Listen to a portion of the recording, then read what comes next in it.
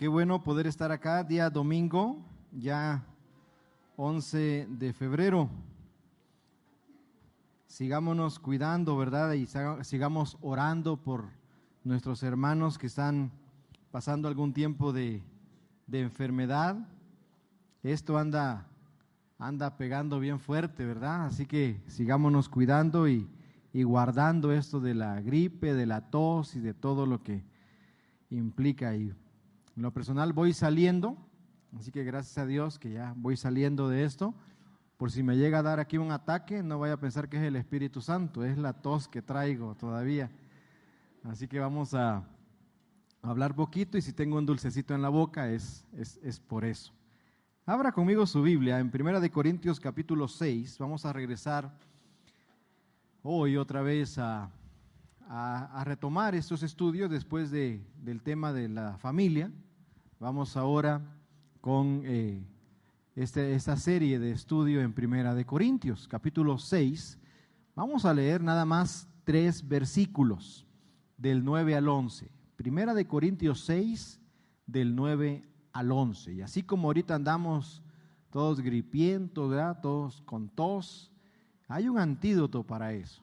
Hay una medicina. Igual, hermanos, para el pecado. Hay una medicina, hay un antídoto. 1 Corintios 6, del 9 al 11, vamos a aprender de eso. Vamos a ponernos en pie, si usted ya lo encontró, para mayor reverencia a la palabra del Señor. Y vamos a leer los 3 versículos, lo vamos a leer juntos. 1 Corintios 6, del 9 al 11. Si ya lo encontró, me regala un amén. Lo leemos juntos, los 3 versículos. Dice la palabra de Dios: ¿no sabéis que los injustos no heredarán el reino de Dios? No erréis, ni los fornicarios, ni los idólatras, ni los adúlteros, ni los afeminados, ni los que se echan con varones, ni los ladrones, ni los avaros, ni los borrachos, ni los maldicientes, ni los estafadores heredarán el reino de Dios. Y esto erais algunos, mas ya habéis sido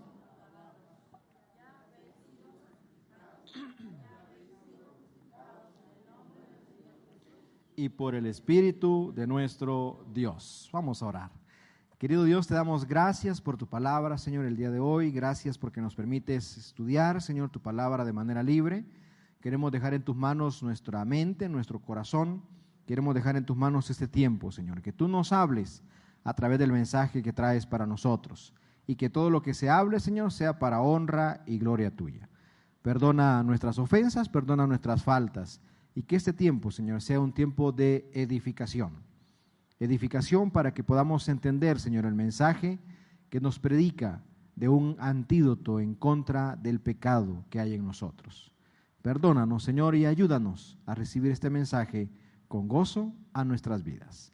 En Cristo Jesús oramos. Amén y amén. Pueden tomar su lugar, hermanos.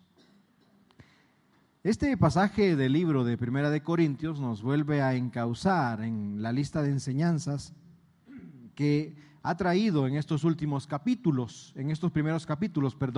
últimos estudios que hemos estudiado. Recordemos el contexto de Corinto, un contexto en el que vivían en medio del pecado, en medio de una sociedad pecaminosa, y toda esa influencia llegaba a la iglesia y había invadido la iglesia. Y el apóstol Pablo conocía el contexto de la iglesia en Corinto, y por esa razón los primeros capítulos del apóstol Pablo, antes de llegar al capítulo 13, cuando habla acerca del amor, cuando habla acerca de cómo expresar eso, él hace muy claro el mensaje en contra de la enfermedad que destruye la vida de los seres humanos: el pecado. El pecado, hermanos, es una situación que puede llegar a nuestras vidas con un poquito y va a destruir todo lo que nos ha costado construir. El apóstol Pablo predica de un antídoto, y aquí está en la palabra de Dios. Es lo que nos enseña este mensaje, esta manera clara de la que habla el apóstol Pablo en este capítulo, acerca de estas prácticas que como seres humanos debemos nosotros evitar caer y aprender a imitar lo que Cristo nos ha enseñado en su ejemplo de vida. Además de eso, nos explica en el último versículo el proceso que se debe pasar cuando existe en la vida de nosotros, en la vida de cada uno de nosotros, un arrepentimiento genuino. El versículo 11 nos enseña eso. Vamos a ver primero todo esto de manera general, ¿verdad? En nuestro tiempo, hermanos, nos hemos vuelto una sociedad permisiva. Permitimos muchas cosas que son dañinas, muchas cosas que pueden parecer inocentes y las permitimos, pero son esas cosas las que nos están destruyendo. En nuestro tiempo la sociedad se ha vuelto así, permitiva. Resiste algunas cosas, sí, algunas conductas que para nosotros como cristianos son intolerables. Y cuando nos levantamos en voz en contra de eso, somos acusados de no comprender, somos acusados de legalistas, pero porque la sociedad ha permitido tanto el pecado que se ha vuelto una normalidad. Como iglesia necesitamos enfrentar eso, hermano. ¿Cómo? A través del mensaje de la palabra de Dios. Quizás pueden parecer conductas inocentes, pero son conductas pecaminosas. Pueden parecer hábitos inocentes, como aquel adicto, como aquella persona que batalla con esto, con lo otro, y decimos, pero es que no le hacemos mal a nadie, yo mismo me estoy haciendo daño. Y no nos damos cuenta que al hacernos daño nosotros, implícitamente estamos dañando o directamente estamos dañando a los que están a nuestro alrededor. Debemos entender, hermanos, que hay conductas para el área cristiana, en la vida cristiana, que debe ser intolerable. No hablamos de no mostrar amor, el amor se debe mostrar, pero cuando yo muestro amor con tolerancia, es un amor, claro, un amor transparente, es decir, mira, yo te amo, pero yo no estoy de acuerdo en lo que tú estás practicando, pero yo te amo, Cristo te ama, yo quiero ayudarte, pero tienes que cambiar. El error que muchos de nosotros cometemos es que manifestamos esa tolerancia con una gran muralla, ¿no? Y la construimos y ya no le hablamos a esa persona y ya no mostramos pues el carácter, la conducta que Cristo quiere que usted y yo mostremos a esas personas. Muchos de nosotros pasamos por alto conductas que tienen el mismo nivel de gravedad que las que nos parecen peores. Hay conductas que toleramos y decimos, no, pero es que sí es pecado, pero no tanto. Hermano, la Biblia dice que pecado es pecado. No hay un nivel de pecado más grande que el otro delante cuando le fallamos a Cristo, cuando le fallamos al Señor. Dice Romanos capítulo 3, versículo 23, por cuanto todos pecaron y están destituidos de la gloria de Dios. Y luego dice Romanos 6, 23, porque la paga del pecado es muerte, mas la dádiva de Dios es vida eterna en Cristo Jesús, Señor nuestro. Pecado es pecado. Es cierto, hablamos por ejemplo de pecado de la drogadicción, de la infidelidad, del adulterio, y son pecados que si nosotros los categorizamos, los ponemos en primer lugar, decimos, no, esto es peor, que esto es lo peor. Hermano, la drogadicción es pecado, la infidelidad es pecado, la fornicación es pecado, pero también la mentira, pero también el chisme, pero también robar, eso es pecado también. Y cuando dice Romanos capítulo 3 y Romanos capítulo 6 que pecado, hermano, pecado es pecado. No quiere decir que porque yo no maté, yo no puedo ser un asesino. Claro que sí.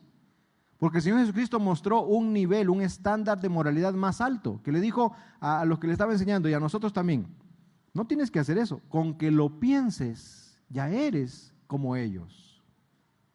Así que por lo tanto, hermano, necesitamos nosotros aprender a entender este término de pecado, para poder contrarrestarlo y encontrar ese antídoto que ya está ahí en la palabra del Señor. Nosotros, hermanos, categorizamos, quizás inconscientemente, y nos olvidamos que la paga del pecado es muerte, de manera directa. Pero ¿qué hace diferente el pecado en nuestras vidas? ¿Sabe lo que lo hace diferente? Es la consecuencia que se paga aquí en la tierra. Porque el pecado es perdonado por el Señor. Amén, gloria a Dios. Dios nos ha perdonado, sí. El pecado trae como consecuencia muerte, de manera general, sí. Pero la manera en la que usted y yo vivimos aquí en la tierra, la pagamos aquí en la tierra. Las consecuencias las tenemos que pagar aquí. Usted quizás ha mirado las noticias de lo que está pasando en mi país.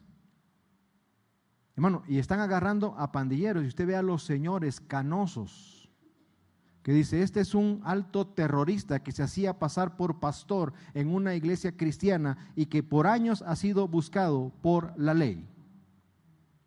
Y uno dice, wow, ¿cómo quizás ese hombre ya se pidió perdón al Señor, ya le pidió perdón a Dios, se arrepintió, quizás estudió el seminario y ahora estaba sirviendo en una iglesia? Hay casos, hermanos, en las noticias de los periódicos de mi país que han llegado a sacar a bateristas tocando en medio del culto. Ha llegado la policía a sacarlos porque tienen cosas pendientes con la ley. Dios ya los perdonó, pero la consecuencia, ¿dónde se paga? Aquí. ¿No se acuerda del pecado de David? David pecó, David adulteró, David asesinó. Y cuando que salió embarazada la Betsabé de su primer niño, y llegó el profeta y le dijo a David, ese hijo no va a nacer. ¿Qué hizo David, hermano? Dice que se encerró en su cuarto. ¿Cuántos días? 3 o 4 días, ¿no? 5 días. Se encerró de rodillas, orando. ¿Y qué clamaba? Que su hijo no muriera. ¿Y qué pasó? Murió. Dice el versículo que los sirvientes tenían temor de tocar la puerta, porque David estaba orando, pidiendo que eso no pasara. ¿Y qué pasó? Sucedió. El gran hombre de Dios, más adelante dice que era un hombre conforme al corazón de Dios, pero la paga del pecado es muerte y la consecuencia de ese pecado se paga aquí. ¿Qué es lo que hace diferente el pecado? La consecuencia que usted y yo cosechamos hoy. Dios perdona todo pecado, hermano. No hay pecado que Dios no pueda perdonar. Dios perdona todo. Solamente la blasfemia contra el Espíritu Santo. ¿Cuál es esa? Renegar contra lo que Dios ya ha establecido. Negar a Cristo como Señor y Salvador. Pero la consecuencia del pecado aquí en la tierra la pago yo y la estamos pagando hasta hoy cada uno de nosotros. Eso es lo que hace diferente el pecado. Por ejemplo, el pecado del adulterio se paga hoy con ¿cómo? Destrucción en la familia, los hijos crecen sin padres, hay la drogadicción, el pecado de la salud, el pecado trae como consecuencia la falla de la salud. Eso se paga diferente como un mentiroso, como alguien que roba de acuerdo a la ley, pero se tiene que pagar acá. Eso es lo que la hace diferente terrenalmente. Entonces, por esa razón, el apóstol Pablo está enseñando, ya me apagó la luz la hermana aquí. Gracias, gracias. Dice que la paga del pecado es la muerte, pero la consecuencia de ese pecado también se paga aquí en nuestro tiempo de vida. Me acuerdo del testimonio de un pastor que predicaba en las cárceles en Estados Unidos. Dice que le permitían entrar a predicar al salón, al pabellón, donde estaban todos los condenados a muerte, todos. Y dice, todos tenían una Biblia en la mano. Todos creían en Dios, pero su sentencia era aquí, la muerte. Tienen que pagar su pecado. Debemos aprender a enfrentar esas consecuencias. ¿Y qué es lo que estamos sembrando hoy para cosechar algo diferente en el futuro? Hemos hablado durante los capítulos anteriores acerca de no tolerar el pecado, ni en nuestra vida, ni en la familia. Es por las consecuencias con las que nosotros traemos. Mire, hermano, si todos traemos cola que nos pisen, todos traemos una montaña de pecados en nuestra espalda. Todos, si nos arrepentimos, si pedimos perdón al Señor, sí, pedimos perdón a Él y Él nos perdona. Pero aquí el mundo, como dice por ahí alguien, el mundo no perdona, hermano. Y el ejemplo lo tenemos en el libro de los Hechos. Cuando el apóstol Pablo llegaba a predicar a los lugares, ¿cómo lo tildaban a él? No lo tildaban como el gran evangelista, como el gran predicador. ¿Qué decían? ¿No es este el que encarcelaba a los cristianos? ¿No es este el que hacía? ¿Qué le decía? ¿Le recordaban siempre? El pasado. Es el pago de la consecuencia de mi pecado aquí. ¿Qué pasa cuando hablamos con la familia y decimos, no, yo ya me arrepentí? Sí, dice, pero eras un gran borracho. Sí, pero nunca estuviste hace años. Nos recuerdan que nuestro pasado es la consecuencia que tenemos que pagar hoy aquí. Dios ya nos perdonó, pero tenemos que enfrentar eso. ¿Y cómo contrarresto eso? A través del antídoto que nos habla más adelante. La paga del pecado es muerte. Y no podemos, hermanos, ser selectivos en cuanto al pecado. Cuando algunos, condenando a algunos y perdonando a otros. Esto es lo que Pablo está enseñando en estos versículos. Pablo describe las características de los incrédulos. Y es la descripción, hermanos, de nuestra sociedad en la que vivimos, una sociedad caída. Hay un video ahí en internet donde está viejito ya el video, pero si usted lo puede encontrar, véalo. Es como una serie de videos, se llaman creacionistas versus evolucionistas. Y lo describe un científico cristiano, donde él hace ese comparativo de lo que piensan los creacionistas, los evolucionistas, y cómo estaba la sociedad antes y cómo está ahora. Y él dice algo muy cierto. Dice él que nosotros creemos que hoy tenemos la generación más avanzada del mundo. Y dice, se olvidan, dice, que el primer hombre en la Biblia tuvo la capacidad de nombrar a todos los animales del mundo. Un hombre. Y usted lee Génesis, y hay hombres poderosos. Nimrod, dice, el primer poderoso en la tierra. Crearon asfalto, crearon cemento, crearon, hombres que no sabían, no existían los instrumentos musicales y tuvieron que crearlos. Llega un momento donde él dice que incluso los egipcios crearon la nanotecnología, con la que ahora está fascinada, ahora la tecnología y todo, ya había sido creada. O sea, al contrario de lo como dicen muchos, la ciencia del hombre, la inteligencia del hombre ha ido en disminución por el pecado, hermano. Cuando usted lee que Dios le encarga a un hombre construir un arca y que lo logra con 5 o 6 hombres, eso le tardó años, sí, hermano, pero es algo que todavía han pasado más de 2000 años y si le encuentran, todavía encuentran esa madera ahí. Fotos satelitales dicen que por ahí está. Mano, y el mundo ahora dice, ay no, ¿cómo? Mano, va en decaimiento. Acaban de salir esos lentes virtuales ¿cómo se llama esos? Hay virtual, no sé qué, esos Apple los mandó, ¿no? ¿Cómo se llama? Eso, algo así, ¿sí? Y usted ve a ellos parados a media calle, hermano, con las manos así. Y usted los ve ahí, y todos se ríen alrededor, están ahí, van en el carro, hermano, que manejan solos y ellos van ahí. Y uno dice, ¿y eso por qué están? No, hombre, ellos están viendo, ellos están en su mundo. ¿Sabe que es algo que va en contra quizás de la naturaleza del ser humano? Porque Dios nos ha creado seres relacionales, no islas, no ermitaños. Bueno, necesitamos aprender cómo el pecado ha llegado a destruir no solamente nuestra vida, sino también la sociedad, el mundo. Y este pasaje nos da a entender que todos estos pecados, podemos decir así, todos los que practican estos pecados son excluidos del cielo. Vamos a ver lo que vamos a estudiar ahí. Los cristianos, hermanos, venimos de toda clase de trasfondos. Si preguntamos el testimonio de muchos cristianos, vamos a darnos cuenta que venimos de trasfondos diferentes, de vidas diferentes, incluidos los que están aquí en estos versículos. Y que todavía podemos estar luchando con esos deseos malignos, pero no debemos continuar con estas prácticas. Yo les comentaba que mi vicio fue el cigarro. Y todavía hoy, cuando huelo nicotina, se despiertan en mí esos pedacitos de tabaco, creo que se quedaron en mis pulmones. Se me despierta así el sentido. Y hermano, ¿por qué? Pero una cosa es de que yo diga, ay, tengo eso. Y otra cosa es que me deje dominar por eso. Es que yo vaya y compre mi cajetilla de cigarro y peco deliberadamente. No, eso ya está en mí.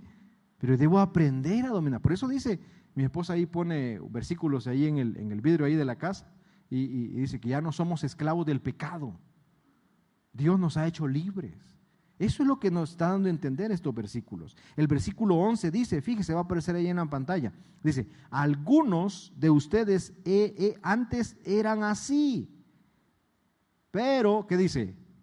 Fueron limpiados, fueron hechos santos, fueron hechos justos ante Dios al invocar el nombre del Señor Jesucristo y por el Espíritu de nuestro Dios. Ojo, hermano, con aquellos que dicen ser cristianos y persisten en prácticas pecaminosas. Ya lo dijo el apóstol Pablo más adelante, con los cuales dice, ni aun comáis, dice, porque pecan deliberadamente, pecan sin remordimiento. A esa clase de personas se hace referencia que no heredarán el reino de los cielos. ¿Por qué, pastor? Porque no hay arrepentimiento, hermano. El arrepentimiento no es una emoción, el arrepentimiento no es un sentimiento, hermano. El arrepentimiento es un cambio de estilo de vida. El arrepentimiento, la palabra arrepentimiento viene del original que dice cambia de dirección. No des un giro de 360 grados para terminar en el mismo lugar. No te desvías tantito. No. Si yo iba en esta dirección y yo me arrepiento, voy en la dirección contraria. A eso se refiere arrepentirse. Hablamos el día domingo pasado cuando hay matrimonios donde uno de los dos ha fallado, dice que me arrepiento y que llega arrepentido y vuelve a caer a la siguiente semana y vuelve a caer y cada viernes, cada lunes se arrepiente. Hermano, no. El arrepentimiento, hermanos, es un estilo de vida que yo debo aprender a mostrar que estoy viviendo diferente. Cuando las personas dice aquí que han practicado esta clase de pecados, dice los cuales no heredarán el reino de los cielos, es porque no existe arrepentimiento en su vida. Es porque pecan deliberadamente. Es porque pecan sin remordimiento. Cuando hablamos de esto en el discipulado con algunos jóvenes, adolescentes, decimos, es esa vocecita que te dice, no lo hagas, estás cometiendo pecado, detente. Gloria a Dios a los que escuchamos esa voz y nos detenemos. Pero aquellos que dicen, no me importa, al fin y al cabo Dios me perdona, ahí voy, lo hago. No hay arrepentimiento. No ha existido un sentido de acercarse a Dios completamente. Hermano, en nuestras vidas vamos a enfrentar luchas, pero el pecado ya no debe dominarnos. Debemos aprender a vivir diferente. Existe una gran diferencia entre estar en una lucha por no caer en ese pecado y de practicarlo deliberadamente. Yo puedo permanecer diariamente en luchas y el Espíritu Santo y Dios me ayuda a no caer. Pero otra cosa es vivir una vida desenfrenada y decimos al fin y al cabo el domingo voy al culto y que Dios me perdone. No hay arrepentimiento. Por eso decimos que cuando en matrimonio se arrepiente y dice, dale un año para ver si su vida cambió. Sepárense sanamente con citas de restauración, con el pastor, con el consejero cristiano, pero dale tiempo para ver si cambió. Porque el arrepentimiento no es de la noche a la mañana, hermano. Yo dejé de fumar hace 20 y tantos años. Y no quiere decir que ya se me va a desaparecer. No, tengo que luchar con eso constantemente. Gloria a Dios, porque Dios nos ayuda a no caer en eso, porque el pecado ya no tiene dominio, ya no tiene autoridad en nosotros. El que tiene autoridad es el Espíritu Santo. Entonces, las personas que practican eso necesitan examinarse para ver si realmente has entregado tu vida a Cristo. Para realmente, si estás viviendo de manera diferente. El pasaje nos enseña, versículos 9 y 10, las características de una sociedad sin Cristo. Y muy pertinente al día de hoy. ¿Qué nos enseña lo primero? Dice que es una sociedad que vive bajo un libertinaje sexual. Decíamos al principio que nos tildan de intolerantes, nos tildan de que no aceptamos a las personas, de religiosos cuadrados, ¿no? De inflexibles, nos tildan de todo. Pero debemos ser claros, hermano, pecado es algo que no glorifica a Dios. Y la sociedad está viviendo hoy en día una decadencia en esta área de la sexualidad. Vive bajo un libertinaje sexual. Dice ahí el versículo número 9 que estaban, dice, los fornicarios y los adúlteros. Ahí dice. Fornicación es la práctica de la relación sexual antes del matrimonio. Esa es fornicación. Y adulterio es la práctica de la relación sexual estando comprometido, estando casado con alguien fuera del matrimonio. Es la práctica que se hace. Qué pertinente el día de hoy, hermano. La sociedad vive bajo un libertinaje sexual. ¿Qué es lo que debemos cuidar entonces de esto? Hermano, cuidarnos de no caer en una permisividad al aconsejar. ¿Cuál es el estándar bíblico en el área sexual para aconsejar dentro de la familia? No lo hagas. Huye de las pasiones juveniles. Cuando caemos en permisividad, decimos, ay, bueno, pues si lo vas a hacer, usa protección. Incluso en algunas iglesias religiosas de otra religión, regalan hasta preservativos para los jóvenes. Cuando el estándar bíblico es, no lo hagas. Eso es. Ay, qué cuadrado. Ay, qué. Bueno, la Biblia dice, no lo hagas. Y si lo haces, ya hablamos de la consecuencia del pecado. Vas a tener que pagar la consecuencia acá. Entonces, lo que dice, hoy en día, hermano, se ha perdido esa virtud de la enseñanza desde el área bíblica, hablando acerca de la sexualidad. Y vivimos, hermanos, en una generación de adolescentes que esa área, hermanos, están tan despiertos que uno ni se imagina eso. Yo toco ahí el tema con mi hijo, ¿verdad? Tiene 9 años él y todo, y mi esposa va y habla claro con él. Y así se tiene que hablar. ¿Por qué apagar? No, tiene que saber, tiene que escuchar, eso vas a ver allá en la escuela, eso te van a enseñar allá en la escuela. Y es cierto, hermano, es cierto, tenemos que enfrentar eso así. Hermano, tenemos en nuestras manos el libro que nos enseña en todas las áreas de nuestra vida algo que agrada a Dios. ¿Cómo lo estamos usando?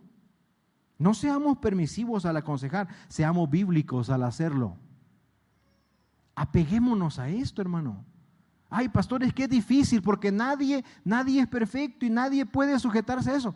Nadie, hermano, pero la Biblia nos dice que nos ayuda a no caer en eso. La Biblia, hermano, tiene un mensaje que nos ayuda a prevenir la catástrofe. Ya si cometimos el pecado, si cometimos errores, venimos y Dios nos perdona, sí, pero vas a tener que pagar las consecuencias aquí.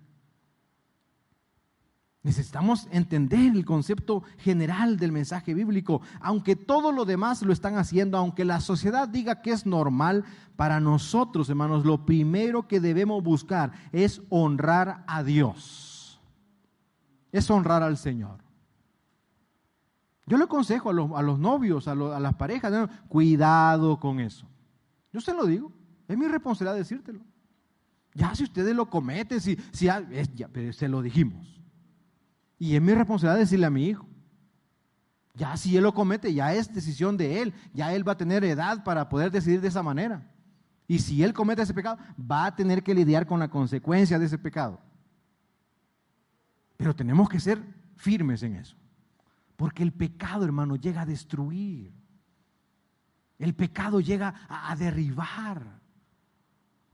Necesitamos entender el punto de vista bíblico para en medio de esta sociedad que vive bajo un libertinaje sexual.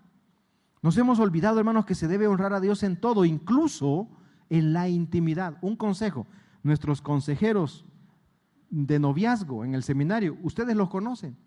Nuestros consejeros en el seminario de noviazgo fueron el hermano Fito y nuestra hermana Xiomara. Ellos fueron nuestros consejeros de seminario, de noviazgo. Y nos dieron consejos, hermano. Y a mí no se me olvida un consejo que me dio el hermano Fito. Me dijo, Jorge, no saques a Dios de tu alcoba. Así me dijo. Ay, hermano, ¿y cómo nos ha ayudado eso en la relación matrimonial? Porque Dios, hermanos, está en todo aspecto de nuestra vida. Incluso en la intimidad. Y hoy, en una sociedad que vive bajo este libertinaje sexual, necesita entender eso. ¿Por qué? Porque los jóvenes piensan que al cerrar la puerta dejan afuera a Dios. No. Si Dios sabe lo que estás haciendo. Si los jóvenes piensan que al apagar la luz ya nadie nos está viendo. No, no, Dios sí te está viendo. Eso es ¿cuál es el consejo bíblico, pastor, para eso? No lo hagas. Pastor, pero quiero hacerlo. Cásate pues. Cásate. Ahí dice el consejo. Es mejor casarse que andarse quemando. Así que si quieres andar todo chamuscado ahí, todo despeinado, es tu decisión. Pero el consejo es, no lo hagas. Y si quieres hacerlo, cásate. Es que mi mamá no quiere, es que mi papá no quiere. Pues no tengas novio, no tengas novia. Para todo hay solución, muchachos. Y para todo hay consejo, padres. Para todo. Necesitamos ser claros en este punto, hermano. Es una generación que está creciendo. Hermano, yo termino de hablar acá 45 minutos y todos tenemos acceso a miles o millones de ideas totalmente diferentes a lo que usted acaba de escuchar cuando usted entra al celular. Pero ¿qué es lo que debe regir nuestra vida? El estándar bíblico. ¿Qué es lo que dice Dios? ¿Qué es lo que le agrada a Él? Eso, hermano, es lo que debemos nosotros tener bien establecido. Nos hemos olvidado que se debe honrar a Dios en todo, en toda área de nuestra vida. Así que aconsejemos a nuestros hijos sobre las relaciones sexuales, sobre el pecado de una sexualidad que no honra a Dios. Reafirmemos constantemente el punto de vista bíblico, que no es lo que yo digo.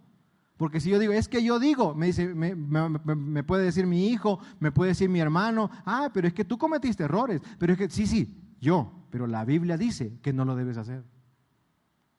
La Biblia dice cómo hacerlo, cómo hacer para que honre a Dios. Toda esa clase de influencia, hermanos, de una sociedad caída está a la orden del día, así que es mejor aprovisionar, preparar en nuestra familia, abastecerlo con antídotos para que no caigan en esas tentaciones.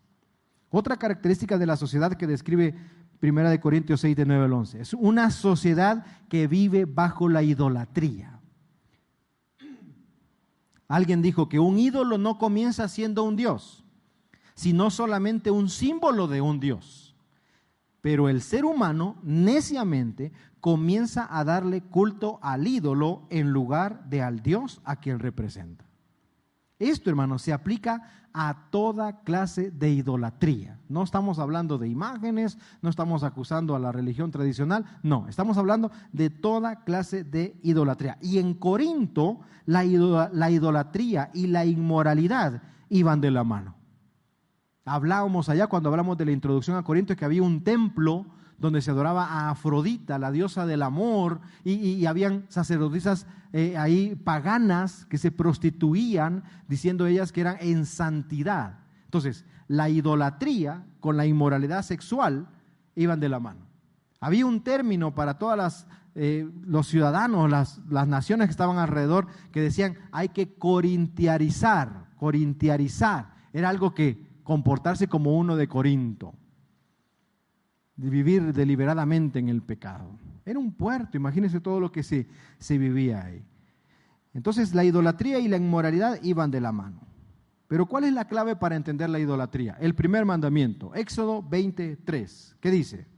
No tendrás dioses ajenos delante de mí. ¿Sabe cuál es la palabra clave de ese versículo? Delante.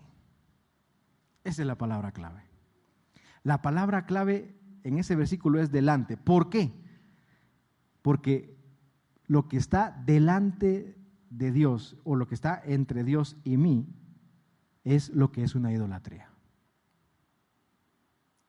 Es lo que es un ídolo para mí. ¿Qué es lo que está delante entre Dios y usted? Ay, pastor, es que yo no pude ir porque ya no puedo servir por mi trabajo. Ese es tu ídolo. Porque está delante de Dios y tú. Ay, es que yo no puedo ir es que mi familia es el único día que dedico a la familia. Ese es tu ídolo. Ay, pastor, es que esto, es que lo otro. Es lo que está delante de Dios y tú, ese es tu ídolo. ¿Qué es lo que está delante de lo que nos separa de Dios? Vaya, es la palabra clave aquí. No debe existir nada, hermanos, que nos aparte o nos impida acercarse a Dios. ¿Qué puede ser? Trabajo, cosas materiales, la misma familia, buscar un bienestar financiero, nuestras metas, el yo, puede ser. Necesitamos, hermanos, entender que es una sociedad que vive bajo la idolatría y que necesitamos todos un antídoto en contra de eso. El mundo, hermanos, se encarga de poner delante nuestros caminos que no llevan a Dios. El mundo se encarga de poner delante nuestro aquello que nos va a desviar del camino del Señor. Por esa razón, por ahí leí yo en Facebook durante esta semana, en lugar de preguntarte por qué te suceden siempre las mismas cosas, pregúntate por qué eliges siempre los mismos caminos. ¿Por qué? Ay, ¿por qué me pasa eso? ¿Qué es lo que está delante de ti y Dios? ¿Qué es lo que te está separando? ¿Una relación? ¿Un trabajo? ¿Una familia? ¿Tus metas? ¿Qué es lo que te está separando de Dios? Ese es tu ídolo, esa es tu idolatría. Aprendamos a distinguir, hermanos, y así no alejarnos. Recordemos, hermanos, que el día domingo pasado hablamos de cuidar nuestro espíritu, de cuidar nuestro corazón. Cuidando nuestro corazón, cuidando nuestro espíritu, vamos a cuidar nuestra familia. Una sociedad con una decadencia moral. Viene un párrafo grande que dice ahí que estaban los afeminados primero. Existe, hermanos, diferencia entre ser afeminado y ser homosexual. Hay una diferencia, porque ahí ocupan dos palabras diferentes. Por ahí dicen que no todo el de mano caída es gay. No todo el soltero de 45 años, no, ¿verdad? No todo el que practica no todo el que practica lo otro. Hay diferentes cualidades, hay cualidades que los distinguen de esto, pero lo que de manera general está diciendo este versículo es que están viviendo en una decadencia moral. La sociedad, hermanos, presenta una moralidad corrompida. ¿Bajo qué? Bajo el eslogan de una libertad sexual. ¿Sabe que todos tenemos libertad sexual bajo los estándares bíblicos? Dice el versículo que todo me es lícito, mas no todo me conviene. Es que ahí en la iglesia te prohíben de todo. No, aquí no prohibimos nada. Es que la Biblia dice que la Biblia te da principios para vivir una vida recta delante de Dios, donde coseches buenas consecuencias, coseches buenos frutos en tu vida. Eso es lo que enseña la Biblia. Entonces yo puedo hacer esto, tú puedes hacer lo que tú quieras. Pero Dios te advierte de que eso que hagas te va a llevar a destrucción. Eso que hagas va a destruir tu familia, va a destruir tu vida, va a destruir la vida de tus hijos. La Biblia nos advierte de ese camino. Nos damos cuenta cuando el Señor Jesucristo comenzó a predicar, dice que multitudes le seguían, hermano. Y al final, ni 12 estaban con él, uno se quedó en la cruz, cuidando a su mamá. ¿Y dónde estaba la multitud, pues? ¿Dónde estaban todos los demás? Es que no parece el llamado, no parece la invitación, no parece la predicación. Hermano, la Biblia nos enseña que todo me es lícito, mas no todo me conviene. La persona, hermanos, puede creerse lo que quiera, pero no puede obligarme a mí a aceptar esa aberración. Si la persona es afeminada, si la persona vive de esa manera y quiere vivir de esa manera, tú puedes vivir como quieras, pero no le eches la culpa a Dios. Dios puede cambiar tu vida. No quieras que yo acepte eso. Dios me ha establecido en mi vida estos valores que debemos aprender a vivir. Hay hombres que pueden parecer que se cuidan mucho, ¿verdad? Por ahí dice que son como metrosexuales, algo así se llaman, ¿no? Que cuidan su apariencia. Está bien, que no hay problema, que se cuide, pero el problema del que habla aquí es algo más profundo. Que se creen que son mujeres cuando realmente son hombres y quieren que lo aceptemos tal cual son cuando ellos no se aceptaron tal cual eran. Es algo incongruente. Pero la Biblia nos enseña algo claro cuando habla acerca de eso. Que no me ama. Claro, te amamos, te queremos, las puertas están abiertas, pero tenemos que hacerte ver que eso no está correcto. que Dios puede cambiar, que va a traer una consecuencia mala a tu vida. Necesitamos enfrentar eso con la verdad. El problema del que habla aquí es lo que está más profundo, hace referencia al hombre, porque hermanos, hay que acordarnos que se habla al hombre aquí en estos versículos porque es la cabeza de la familia. Más adelante, allá en Romanos, podemos estudiar acerca de cómo Dios habla a través de su palabra al hombre también, a la mujer, y más adelante también Pablo lo va a retomar. Recuerde que esta lista que está presentando aquí es una lista que es instructiva, no es exhaustiva. Hay más pecados. Luego dice, están los homosexuales. Este es un pecado, hermano, contra la naturaleza. Y Romanos lo describe bien en el capítulo número 1. Solo para hacernos una idea de ese pecado, que aquí, hermano, en 1 Corintios, años 60, después de Cristo, han pasado más de 2000 años, allá Sodoma y Gomorra, allá todo, hermano, es un comportamiento que se ha venido repitiendo alrededor de la historia. Eso no es nuevo, eso siempre ha existido. Solo para hacernos una idea de la clase de nivel de depravación social que existía en el tiempo de la iglesia, 14 de los 15 césares practicaban este vicio contra su naturaleza. 14 de 15, hermano. Nerón, por ejemplo, era el emperador y él se había apoderado de un chico llamado Esporo, al que había castrado y luego se había casado con él en una ceremonia completa de boda y le había conducido en procesión a su palacio para tenerle como esposa. Ese era el contexto que vivía la iglesia. Ay, que por eso lo debemos tolerar. No, debemos estar en contra de eso. Debemos predicar la verdad, aunque esa verdad, al predicar esa verdad, se nos tilde de esto, se nos tilde de lo otro. A nadie, hermano, nos gusta que nos digan las cosas malas que estamos haciendo. A nadie. O usted se ve en el espejo y usted, ay, qué feo estoy. No, decimos nosotros, ay, qué hermosa creación de Dios hizo, ¿verdad?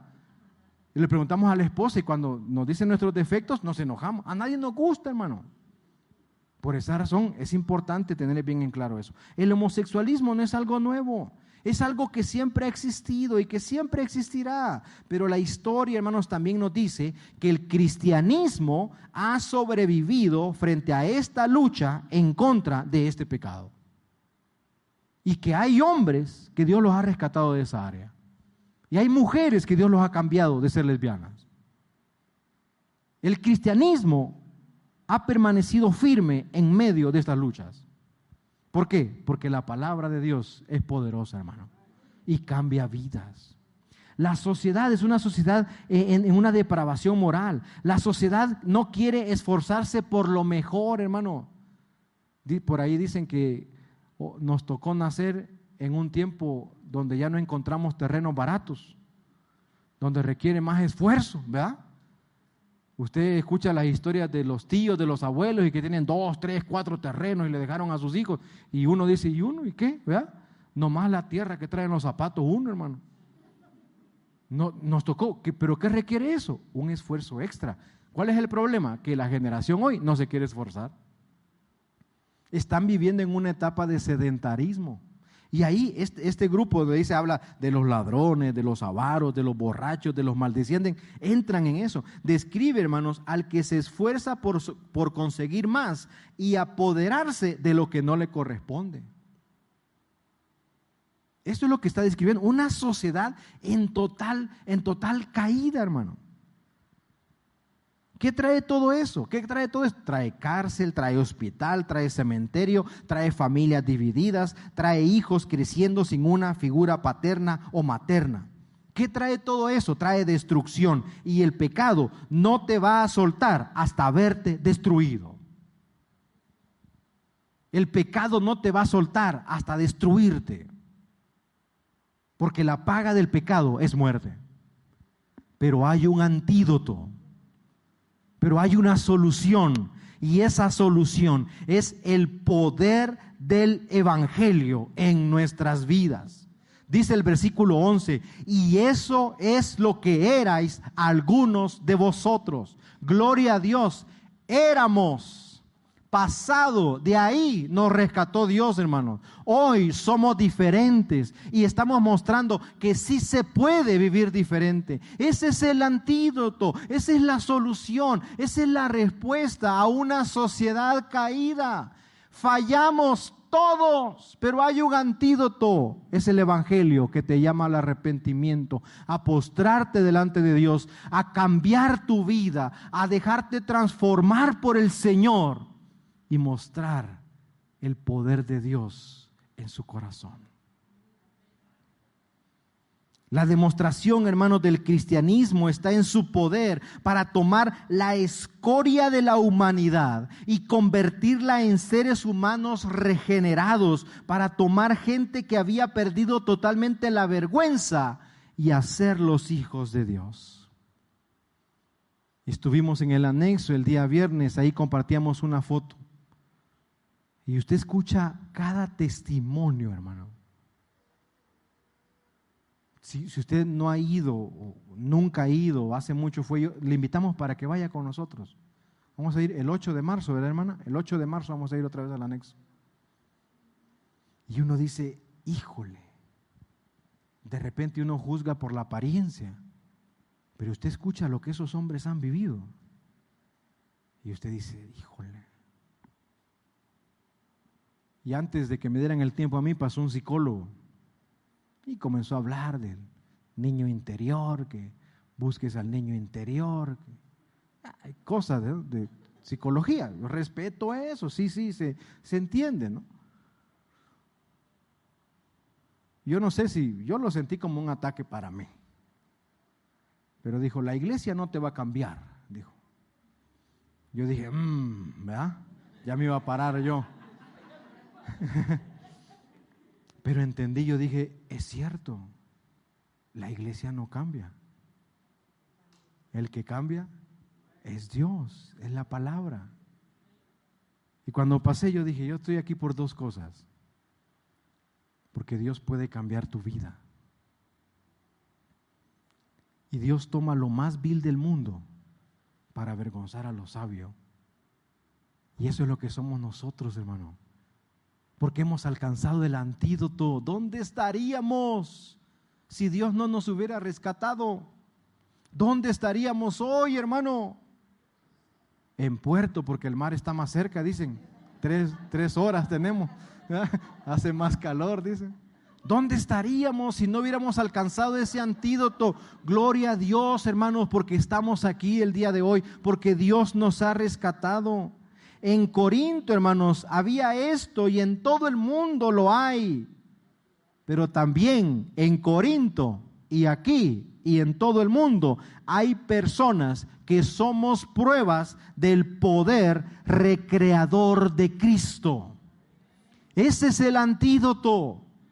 Vivimos en pecado, arrepiéntete, pide perdón al Señor y Dios te dará una nueva vida. Estás en alguno de estos pecados, arrepiéntete, Dios nos ha rescatado de ahí a nosotros. Somos ejemplo de lo que Dios puede hacer. Le decíamos a los muchachos ahí en el anexo, van a venir hermanos aquí, donde vas a escuchar a través de sus voces testimonios de lo que Dios ha hecho. No te vengo a predicar, le decía yo, de una religión, no te vengo a predicar que cambies de iglesia, te vengo a predicar que creas en un Dios que puede cambiar tu vida. ¿Y cuál es el mejor ejemplo de eso? Una vida cambiada. Por esa razón, si usted, hermano, ha salido de ese pecado del alcoholismo y Dios lo ha rescatado, por favor anótese para ir a dar su testimonio ahí. Vamos a llevar hermanos para que den su testimonio. Hermano, es necesario que la gente se dé cuenta que en nosotros hubo toda esa clase de pecados y Dios nos ha cambiado, porque no hay nada imposible para Dios. Segunda de Corintios capítulo 5 versículo 17 dice, de modo que si alguno está en Cristo, ¿qué es, hermano? Nueva criatura es, dice, las cosas viejas pasaron, he aquí todas son hechas nuevas. Al principio Pablo se refiere a esta clase de personas que practican estos pecados como injustos. ¿Por qué? Porque no habían sido justificados por Cristo. Pero los que ya conocemos de Cristo, nos arrepentimos de nuestro pecado, hemos nacido de nuevo. Y Pablo enfatiza la acción de Dios en hacer de los creyentes un nuevo pueblo. Hay 3 aspectos del trabajo de Dios en nuestras vidas cuando Él nos salva. Primero, somos lavados, dice el versículo. somos lavados. A mí me gusta, practico, nos delegamos responsabilidades en casa y a mí me gusta lavar, yo lavo ropa. Y cuando usted ve la ropa blanca, hermano, donde ya no le sale una mancha, usted tiene que, la lavadora pues ya no hace el trabajo, usted tiene que lavar la mano. ¿Y usted qué hace, hermano? Primero yo la dejo remojar un rato ahí. Yo no sé si por eso se me pica o se me rompe, pero ahí la dejo remojando. Y luego la saco y la enrollo y la tallo en el lavadero y hasta que se vea blanca. Y ya, y le pego ahí. Ya, ahí me desahogo de todo el estrés matrimonial y todo. Ahí. Pero le digo a mi esposa, mira, bien blanca quedó. Los niños a veces traen los calcetines de ahí jugando en el piso. Ya, los agarro, yo los estrego. A los calcetines, no a los niños. Y queda, mira, ya no le quedó mugre. Mano, ¿sabe qué es lo que Dios hace en nosotros? Nos lava. Al principio es difícil, hermano. Luchamos. Se nos hace, hijo, difícil, no podemos. Aquí, ¿cómo le voy a hacer? Hermano, Dios te está lavando, Dios te está limpiando, Dios te está quitando esas manchas. Pablo dice, revestidos del nuevo hombre. O sea, quítate toda esa mugre, toda esa ropa sucia y Dios te va a vestir de ropa limpia, de ropa nueva. Eso es lo que Dios hace, nos lava, dice ahí en el versículo. Luego dice que somos apartados para Él, somos santificados. Para eso Dios nos limpia, hermano. Dios nos ha rescatado de ahí con un propósito. ¿Para qué? Para que testifiquemos. Dios nos ha apartado para ser útiles y luego dice que somos justificados, o sea, no somos declarados no culpables por nuestros pecados. Pero recuerde, Dios nos perdona. Pero aquí tenemos que pagar las consecuencias. Siempre nos van a tildar de lo que éramos, pero siempre recordémosle lo que hoy somos. ¿Qué aprendemos? Que todo pecado, hermanos, tiene el mismo nivel de gravedad delante de Dios y que trae consigo castigo en la vida y castigo eterno. ¿Qué aprendemos? Que debe existir un arrepentimiento genuino en nuestras vidas, alejándonos del pecado. Aprendemos también que el Evangelio triunfa sobre el pecado cuando la persona decide creer y permitir que Cristo haga su obra en él. Aprendemos que solo Cristo nos limpia, nos santifica y nos justifica delante de Dios. ¿Hay algo con lo que estemos batallando hoy en día? Hay un antídoto, hay una respuesta y es el Evangelio de Cristo. Es Él mismo, es su palabra. Hay una solución. Dios, hermanos, envió a su Hijo a morir por nosotros para salvarnos, para darnos perdón, para que no seamos destruidos por el pecado en la eternidad, pero tampoco seamos destruidos por el pecado en esta vida. El pecado comienza a destruirnos desde hoy. Por esa razón, la invitación el día de hoy es a que nos arrepintamos, a que le pidamos perdón al Señor. Y que hagamos nuestro ese versículo, el 11, que decíamos, y esto erais, dice, algunos de vosotros, y algunos de ustedes eran así, dice el versículo. Es cierto, éramos así, pero hoy por la gracia y la misericordia de Cristo, estamos aquí como hombres y mujeres diferentes. Cierre sus ojos, incline su rostro y vamos al Señor en oración.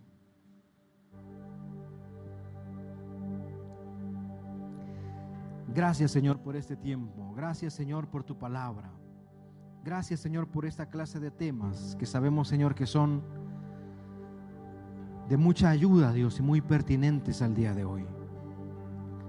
Porque vivimos, Señor, en una sociedad donde ha perdido todo temor a ti.